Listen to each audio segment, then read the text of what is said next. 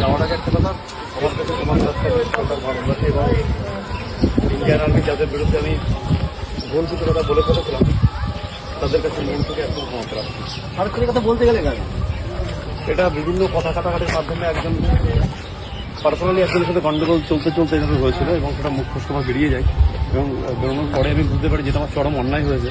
তো তারপরে আমি সোশ্যাল মিডিয়াতে ক্ষমাও চাই।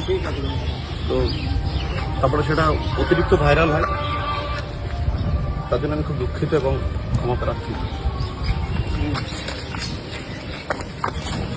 আমার ব্যাগটা নিয়ে হয় না আমি